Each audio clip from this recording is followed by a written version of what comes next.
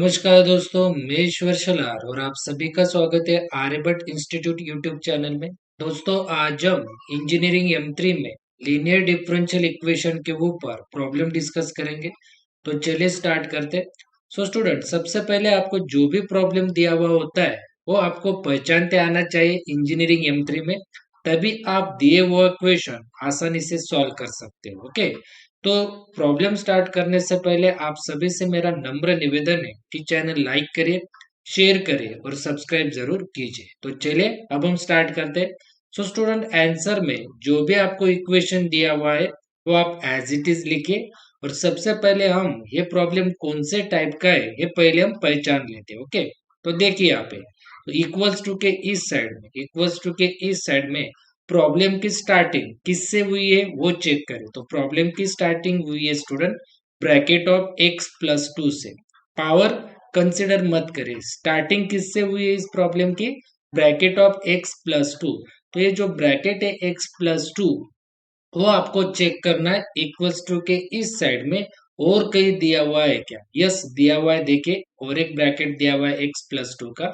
अब आपको आगे चेक करना है स्टूडेंट, इस x+2 को जो पावर दी हुई है वो पावर d को भी दी हुई है क्या, वही पावर। तो इस ब्रैकेट को 2 पावर है तो d को भी पावर कितना है, 2, राइट। और आगे चेक करना है जो दूसरा ब्रैकेट है x+2 का, उसे चेक करें, उसे आपको पावर दी हुई है क्या, नहीं।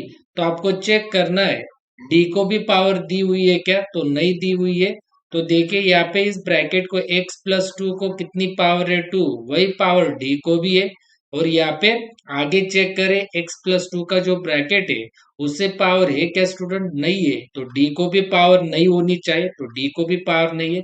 जब भी आपको इक्वेशन में इक्वल्स टू के इस साइड में इस फॉर्म में अगर आपको इक्वेशन दिया हुआ होगा तो उसे आप कहोगे स्टूडेंट लीजेंड्रीज। क्या कहोगे आप, लीजेंड्रीज लीनियर डिफरेंशियल इक्वेशन। तो इस टाइप के इक्वेशन को आप कहोगे लीजेंड्रीज इक्वेशन। तो यहाँ पे मैं लिखता हूँ स्टूडेंट लीजेंड्रीज इक्वेशन ब्रैकेट में, राइट।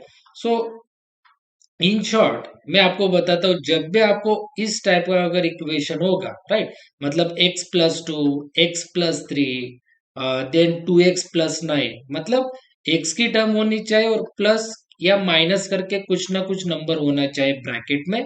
यहाँ पे देखिए ना, x+2 कभी कभी x-2, राइट, कभी कभी 2x+9, मतलब x की टर्म होनी चाहिए और प्लस या माइनस करके अगर कुछ नंबर होगा, ओके, ब्रैकेट में, और उसे अगर पावर होगी, वही पावर अगर डी को भी होगी, देन आपको चेक करना है वही ब्रैकेट और आगे भी है क्या।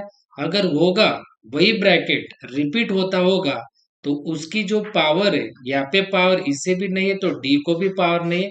तो इस टाइप के प्रॉब्लम्स को हम कहते हैं स्टूडेंट लीजेंड्रीज लीनियर डिफरेंशियल इक्वेशन के प्रॉब्लम। ओके, तो लीजेंड्रीज इक्वेशन का कुछ स्टेप्स होता है स्टूडेंट। तो देखिए यहाँ पे स्टैंडर्ड स्टेप्स है लीजेंड्रीज के। तो पहला स्टेप है स्टूडेंट, यहाँ पे पुट करना होता है हमें लीजेंड्रीज इक्वेशन में। तो देखिए, तो प्रॉब्लम की स्टार्टिंग किससे हुई, x+2 से, पावर छोड़ दीजिए, x+2 से प्रॉब्लम की स्टार्टिंग हुई, मतलब x+2 रिपीट हुआ है 2 बार, राइट। तो जो भी ब्रैकेट रिपीट होता है उसे आपको पुट करना है x+2 इक्वल्स टू, क्या पुट करना है स्टूडेंट, x+2 इक्वल्स टू आपको पुट करना है e⁻z, राइट। मतलब प्रॉब्लम की स्टार्टिंग हुई है ब्रैकेट ऑफ x+2 से, तो उसे ही पुट कर देना है आपको x+2 इक्वल्स टू e⁻z।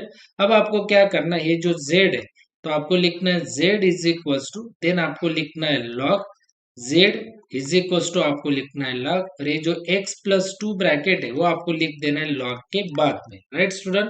ऐसा स्टैंडर्ड प्रोसीजर है लीजेंड्रीज का। देखिए लीजेंड्रीज में हम क्या करते हैं, जो भी प्रॉब्लम की स्टार्टिंग हुई है x+2 से तो उसे पुट करना है आपको x+2 इक्वल्स टू, क्या करना है e⁻z। ये स्टैंडर्ड प्रोसीजर है लीजेंड्रीज की। देन यहाँ पे जो z है e⁻ की पावर पे क्या है, z है, देन z इक्वल टू आपको लिखना होता है log, और log के बाद आपको लिखना होता है x+2, तो log के बाद आपको लिखना होता है स्टूडेंट, यहाँ पे देखिए x+2। अब आपको रिप्लेसमेंट करना है, तो रिप्लेस करना है आपको, देखिए तो रिप्लेस क्या करना है स्टूडेंट, जो ब्रैकेट की पावर सेम है और डी की भी पावर सेम है, वो टर्म्स को आपको रिप्लेस करना होता है। तो देखिए यहाँ पे x+2 इसका पावर और d square y by d x square, ये पूरी की पूरी टर्म आपको रिप्लेस करनी पड़ती है। देन यहाँ पे भी देखिए ये ब्रैकेट है x+2 का, तो देखिए यहाँ पे x+2 का, और यहाँ पे क्या है स्टूडेंट, dy बाय dx, तो इसे भी आपको रिप्लेस करना होता है dy बाय dx, राइट। तो देखिए बहुत सिंपल है रिप्लेसमेंट, ये शॉर्ट ट्रिक देखिए। यहाँ पे क्या है स्टूडेंट, y, तो आप लिख दीजिए y as it is, right. ध्यान से देखिए, और यहाँ पे d की पावर कितनी है स्टूडेंट, 2 है। d की पावर कितनी है स्टूडेंट्स, देखिए यहाँ पे ध्यान से।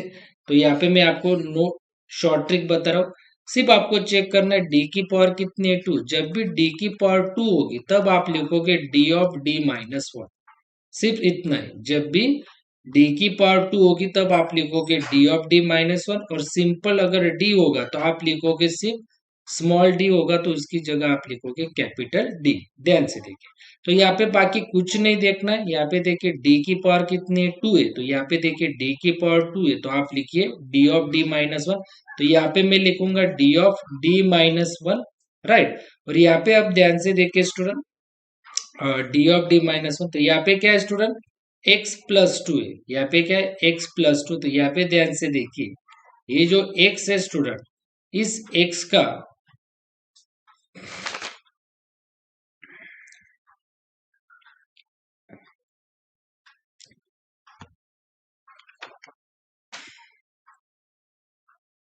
इस x का कोएफिशिएंट कितना है स्टूडेंट, देखिए x का कोएफिशिएंट मींस x के पहले कोई नंबर है क्या, नहीं है। अगर कोई नंबर नहीं होगा तो वहां पे होता है 1, तो आपको लिखना है 1।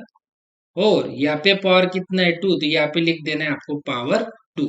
बहुत सिंपल है, देखिए x को चेक करें, x को कोएफिशिएंट है क्या, मतलब x के पहले कोई नंबर है क्या, नहीं है, तो वहां पे क्या होता है 1, तो आपको लिखना है 1 का स्क्वायर करना है आपको, सिर्फ इस 1 का स्क्वायर, ओके, सिर्फ इतना ही। अब आप यहाँ पे देखिए स्टूडेंट, यहाँ पे y की टर्म है तो आपको लिख देना है y, राइट। यहाँ पे क्या है स्टूडेंट, स्मॉल d है, तो स्मॉल d की जगह आपको लिखना है कैपिटल D, राइट। और यहाँ पे x का कोएफिशिएंट कितना है, x को चेक करें, और x का कोएफिशिएंट मींस x के पहले कोई नंबर है क्या, नहीं होता है, तो हम क्या लिखते हैं स्टूडेंट, 1। क्या लिखते हैं हम, 1। ध्यान से देखिए स्टूडेंट, ओके। तो देखिए स्टूडेंट बहुत सिंपल रिप्लेसमेंट है इस टर्म का, ये y तो y एज इट इज लिखे। देन यहाँ पे d को पावर कितना है, 2 है, तो d का पावर 2 होगा तो d ऑफ d-1 लिखे, d ऑफ d-1। और यहाँ पे x का कोएफिशिएंट कितना है, 1 है। यहाँ पे कोई नंबर नहीं होगा तो क्या होता है, 1 होता है, तो 1 का आपको लिखना है स्क्वायर, इस 1 का स्क्वायर, तो देखिए 1 का स्क्वायर, ओके। अब आपको इस टर्म का रिप्लेसमेंट देखिए स्टूडेंट, इस टर्म का यहाँ पे y है तो y लिख दीजिए, स्मॉल d है तो आप लिख दीजिए कैपिटल D। यहाँ पे x का कोएफिशिएंट कितना है, नहीं होता है, तो लिख दीजिए 1। इसे ब्रैकेट को कोई पावर नहीं तो 1 को भी पावर मत दीजिए। अब आपको क्या करना है ना, जो भी इक्वेशन है आपका वो एज इट इज लिख दीजिए, x+2 bracket square d square y by d x square, then +3 x+2 dy by dx plus y is equals to 4 cos, यहाँ पे लिखूंगा मैं ln मीन्स log, और यहाँ पे मैं लिखूंगा x+2। तो आप log जो है स्टूडेंट, यहाँ पे आपको ln दिया हुआ है, ln का मीनिंग log ही है, तो आप z इक्वल्स टू log की जगह जो भी इक्वल्स टू की इस साइड में अगर ln होगा तो आपको यहाँ पे पुट करते वक्त ln ही लेना है, ओके। पुट कर दे, लॉग और ln एक ही होता है, मगर यहाँ पे दिए हुए प्रॉब्लम में इक्वल्स टू के इस साइड में आपका ln है, तो पुट करते वक्त आपको z इक्वल्स टू लॉग की जगह क्या लेना है, ln, एंड देन x+2 लिख दीजिए, ओके। तो देखिए यहाँ पे स्टूडेंट, तो आपको जो भी दिया हुआ प्रॉब्लम है वो एज इट इज लिख दिया आपने। अब आपको देखिए इस टर्म की जगह आपको पुट करना है ये पूरी टर्म, देखिए इस टर्म की जगह आपको लेना है ये पूरी टर्म। तो 1 का स्क्वायर क्या होगा स्टूडेंट, देखिए यहाँ पे 1 का स्क्वायर, देन यहाँ पे स्टूडेंट d और ब्रैकेट में d-1, y जो होगा वो आपको लास्ट में लिखना है, अभी मत लिखिए, सिर्फ 1 square d of d-1, then यहाँ पे प्लस है, देन यहाँ पे 3 है। तो इस टर्म की जगह x+2 dy बाई dx की जगह x+2 dy बाई dx की जगह 1 इंटू डी इंटू वाई, मगर ये y मत लिखे स्टूडेंट, ये बाद में लिखना है, 1 इंटू डी लिखना है आपको, राइट। तो यहाँ पे लिखे स्टूडेंट, वन नहीं भी लिखा तो भी चलता है, डायरेक्टली डी लिखा तो भी चलेगा, वन नहीं भी लिखा तो भी चलता है स्टूडेंट, राइट। तो वन इंटू डी तो होगा डी, तो सिर्फ डी लिखे। देन यहाँ पे प्लस है स्टूडेंट, यहाँ पे भी वाई, तो ये वाई आप बाद में लिखे। तो वाई का कोएफिशिएंट कितना है, वाई का पहले कोई नंबर है क्या आपको दिखाई दे रहा है क्या, नहीं दिखाई दे रहा है, तो यहाँ पे डायरेक्टली वन लिखिए। वाई के आगे अगर आपको कोई नंबर नहीं होगा तो वहां पे होता है वन, ब्रैकेट कंप्लीट। तो देखिए ये वाई की टर्म और ये वाई की टर्म आप डायरेक्टली लिखोगे लास्ट में ब्रैकेट के बाद में, और इक्वल्स टू यहाँ पे फोर है, तो फोर, यहाँ पे क्या है कॉस है, और ln x प्लस टू, तो देखिए ln x plus two equals to कितना है जेड, तो देखिए फोर कॉस, और इसकी जगह देखिए ln x प्लस टू, तो ln x प्लस टू की जगह लेना है आपको z, तो यहाँ पे लेना है स्टूडेंट आपको इसकी जगह लेना है z। फिर से देखिए ये जो टर्म है इस टर्म की जगह आपको लेना है वन का square d of d minus one, y मत लीजिए, राइट। तो one square d of d minus one, then plus three, फिर से x plus two d y by d x की जगह x plus two d y by d x की जगह one into d लिखे, वन इंटू डी होता है D, Y नहीं भी लिखा, वाई लास्ट में लिखेंगे। देन यहाँ पे प्लस वाई, वाई का मीनिंग है कि वाई का कोएफिशिएंट कितना है, हमें नंबर नहीं दिखाई दे रहा है वाई के पहले, तो होता है वन। तो ये वाई और ये वाई की टर्म हम लिखेंगे ब्रैकेट के बाहर एक ही बार। देन ये फोर है कॉस है, और ln x प्लस टू, तो ln x प्लस टू है स्टूडेंट z, तो आपको लिखना है यहाँ पे z। अब आप देखिए वन का स्क्वायर होता है स्टूडेंट वन, ये नहीं भी लिखा तो भी चलेगा, वन का स्क्वायर वन होता है, वन नहीं भी लिखा तो भी चलता है, तो डायरेक्टली देखिए डी इंटू डी होता है डी स्क्वायर, अगर वन का स्क्वायर आता है तो वन हो जाता है वो, और वन नहीं भी लिखा तो भी चलता है, तो D into D D square, यहाँ पे माइनस है, फिर से डी इंटू वन होगा डी, देन यहाँ पे प्लस थ्री डी, देन यहाँ पे प्लस वन, देन यहाँ पे ब्रैकेट के बाहर y equals to four cos z, right. Then देखिए स्टूडेंट ये D square as it is, minus D plus three D, ये कैसे आप लिखोगे minus D plus three D, तो minus D plus three D, देखिए माइनस डी का मतलब है कि डी के पहले माइनस है, तो माइनस का मीनिंग है माइनस वन, और डी के पहले क्या है प्लस थ्री, तो माइनस वन प्लस थ्री होगा, कैल्सी पे करिए टू, और यहाँ पे लिख दीजिए सिर्फ डी। तो minus D plus three D कैसे कैलकुलेशन करोगे, डी के पहले माइनस है तो उसका मीनिंग है माइनस वन, देन डी के पहले क्या है प्लस थ्री, तो प्लस थ्री लिखे, माइनस वन प्लस थ्री होगा स्टूडेंट प्लस टू, और ये डी की टर्म एज इट इज, तो minus D plus three D होता है प्लस टू डी, तो यहाँ पे मैं लिखूंगा प्लस टू डी, देन यहाँ पे plus one, then plus one, और देन ब्रैकेट के बाहर लिखूंगा मैं y इक्वल्स टू, यहाँ पे मैं लिखूंगा फोर कॉस जेड। तो ये मिला आपको स्टूडेंट, ये होगा आपका मेन इक्वेशन। तो देखिए यहाँ पे मैं लिखूंगा इसे, this is your main equation, ये क्या हो गया आपका स्टूडेंट मेन इक्वेशन हो गया, राइट, ये मेन इक्वेशन। अब आप नेक्स्ट स्टेप में देखिए my dear students, next step में, सो ये हो गया स्टेप वन। अब मैं लिखूंगा स्टेप टू, और स्टेप टू में आपको सॉल्व करना है वाईसी, वाईसी का मीनिंग है कॉम्प्लीमेंट्री फंक्शन। तो देखिए ये जो मेन इक्वेशन है इक्वल्स टू की ये साइड होती है स्टूडेंट आपकी एलएचएस की, और इक्वल्स टू की ये साइड होती है स्टूडेंट आरएचएस की, राइट।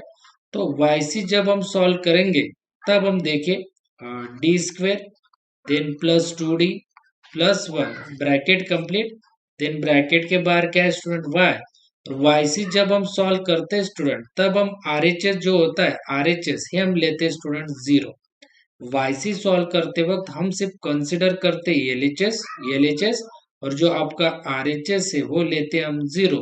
सो नेक्स्ट स्टेप में स्टूडेंट ये D square plus two d और ये plus one as it is, और ब्रैकेट के जो बाहर y की टर्म है वो हम नेक्स्ट स्टेप में नहीं लेते स्टूडेंट, इक्वल टू डायरेक्ट लीजिए जीरो। मतलब ये जो D square plus two d plus one के बाहर जो भी y है वो आपको नेक्स्ट स्टेप में नहीं लेना है, क्योंकि वो नेक्स्ट स्टेप में जीरो ही हो जाता है। सो नेक्स्ट स्टेप में आपको y लेने की जरूरत नहीं है। अब हम इस इक्वेशन के रूट्स फाइंड करेंगे कैल्सी पे, तो देखिए हम कैल्सी पे हम इसके रूट्स फाइंड करते हैं।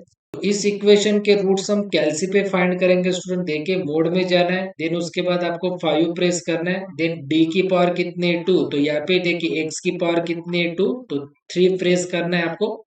ओके, तो ए क्या लोगे, डी स्क्वायर का कोएफिशिएंट है क्या, मीन्स डी स्क्वायर के पहले कोई नंबर है क्या, नहीं है, तो आपको लेना होगा student 1, then equal to, then d का कोएफिशिएंट कितना है 2, तो आपको बी की जगह लेना है 2 और equal to, then c means से 1, तो 1 आपको प्रेस करना है स्टूडेंट 1 और इक्वल टू, तो आपको मिलेगा स्टूडेंट सिर्फ -1 का वैल्यू।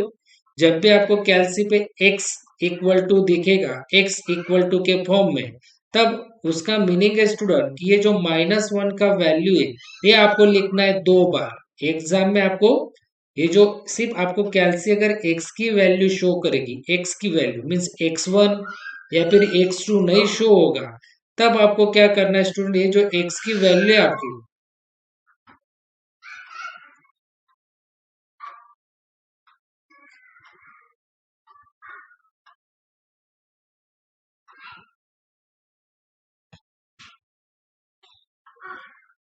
इस इक्वेशन को हम कैलसी पे सॉल्व करेंगे स्टूडेंट। तो सबसे पहले मोड में जाना है आपको, देन 5 प्रेस करना है और देन आपको 3 प्रेस करना है। कितना प्रेस करना है स्टूडेंट, 3। तो देखिए डी स्क्वायर का कोएफिशिएंट कितना है, यहाँ पे डी स्क्वायर के पहले कोई नंबर है क्या, नहीं है, तो आपको प्रेस करना है 1। देन आपको डी का कोएफिशिएंट कितना है 2, तो आपको लिखना है 2 बी की जगह, देन सी मीन्स 1, तो आपको लेना है स्टूडेंट 1 और इक्वल्स टू। तो देखिए कैलसी अगर आपको x का वैल्यू शो करेगी, सिर्फ x का वैल्यू शो करेगी -1, तब इसका मतलब है कि आपके जो रूट्स है वो -1 आपको लिखना है 2 बार। -1 आपको लिखना है स्टूडेंट 2 बार, क्योंकि d का पावर कितना है 2, तो टी 2 का मीनिंग होता है कि आपके रूट कितने आने चाहिए, 2। मगर कैलसी आपको सिर्फ एक ही रूट दिखा रहा है, x दिखा रहा है, मतलब एक ही रूट दिखा रहा है। अगर x1 दिखाता तो आगे रहता x2, मगर यहाँ पे कैलसी सिर्फ x ही दिखा रहा है, मीन्स एक ही रूट दिखा रहा है, तो इसका मतलब ये रूट आपको डबल लिखना है, मीन्स रिपीट लिखना है -1। और ये इक्वेशन अगर आपको 991 कैलसी में अगर सॉल्व करना है तो कैसे सॉल्व करोगे, देखिए सबसे पहले आप प्रेस करोगे मोड का बटन 3 बार, ये जो मोड का बटन है वो 3 बार प्रेस करोगे 991 कैलसी में। देन आप प्रेस करोगे 1, 1 मीन्स EQN आएगा वहां पे, तो प्रेस 1 करना होगा। देन आपको ऐसा बड़ा बटन दिखेगा 991 में, तो उसका ये एरो आपको प्रेस करना होगा।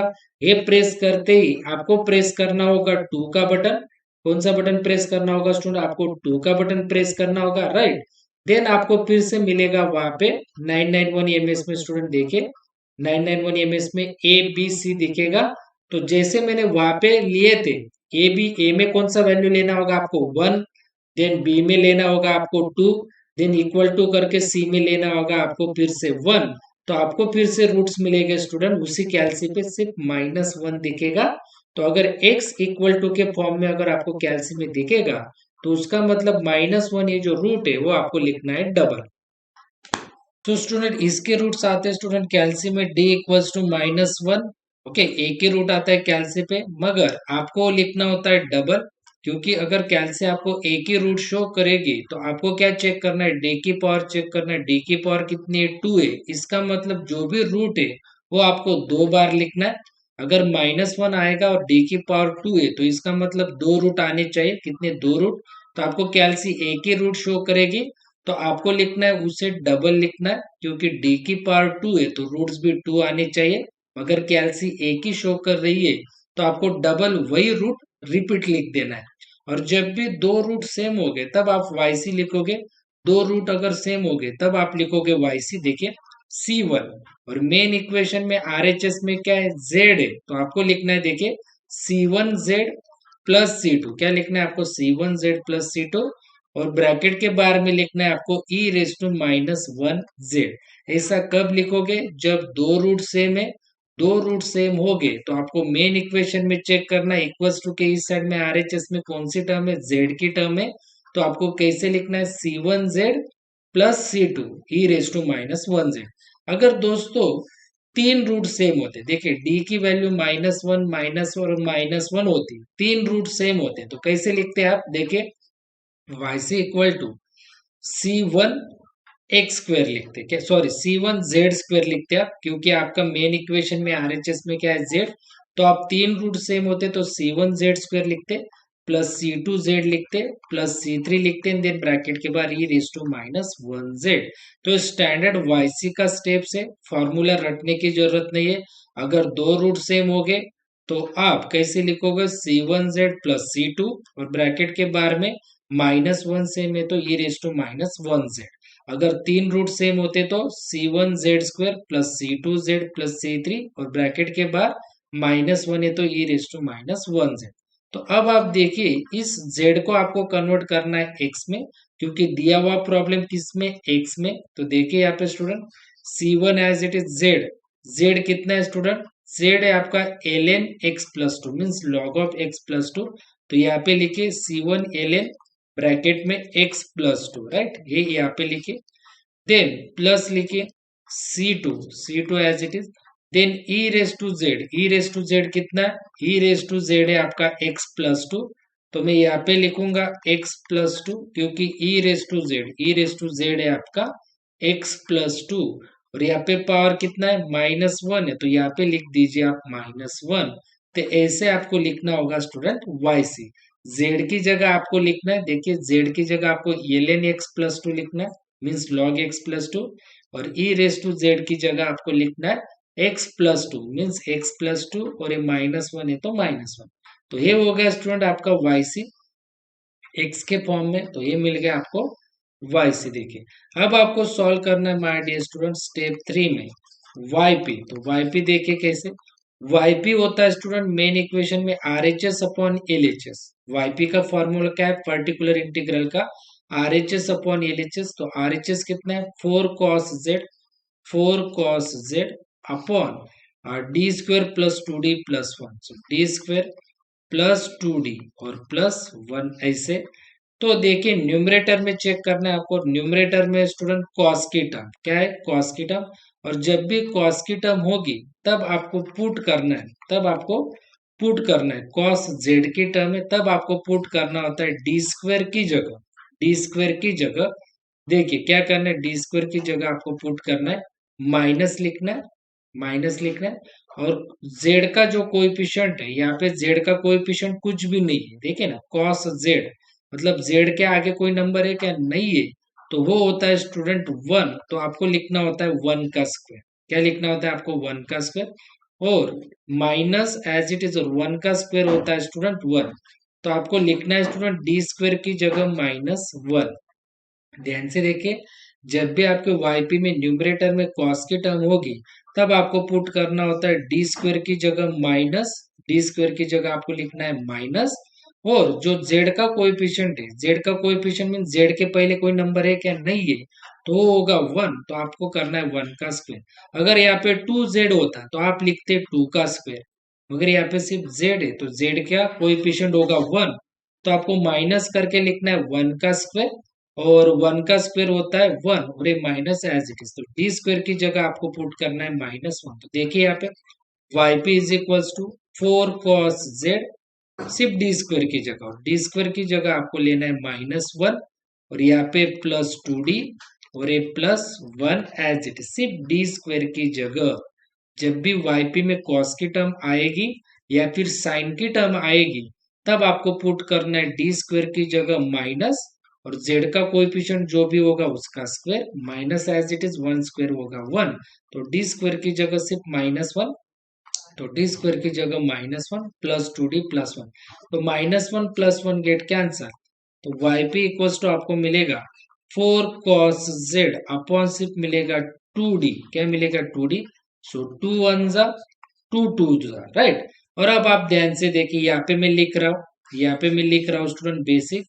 जब भी डिनोमिनेटर में, जब भी ये न्यूमरेटर है डिनोमिनेटर है, जब भी डिनोमिनेटर में d आएगा तब आपको लेना है इंटीग्रेशन, तब आपको क्या लेना है इंटीग्रेशन।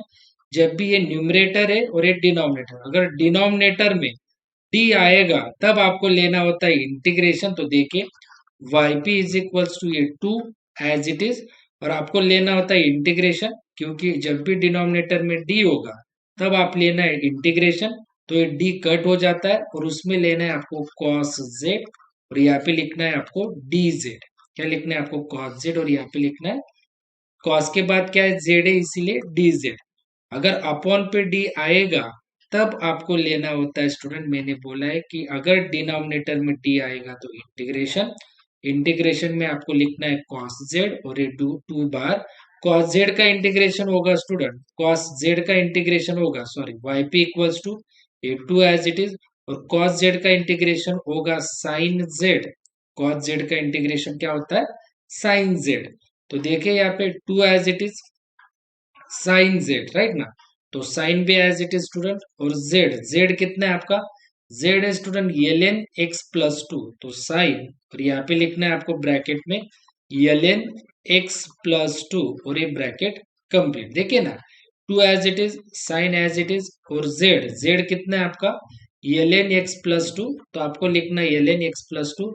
तो ये मिल गया स्टूडेंट आपको वाई पी एक्स के फॉर्म में। कौन से फॉर्म में? एक्स के फॉर्म में। और स्टेप नंबर 4 आपको लिखना है, step number 4, y is equals to y c plus y p. तो देखिए y is equals to y c आपका, देखिए यहाँ पे c one l n x plus two plus c two, bracket complete, e raise to minus one z, plus y p आपका, y p two sine, देखिए two sine l n x plus two. So this is your final answer, my dear students.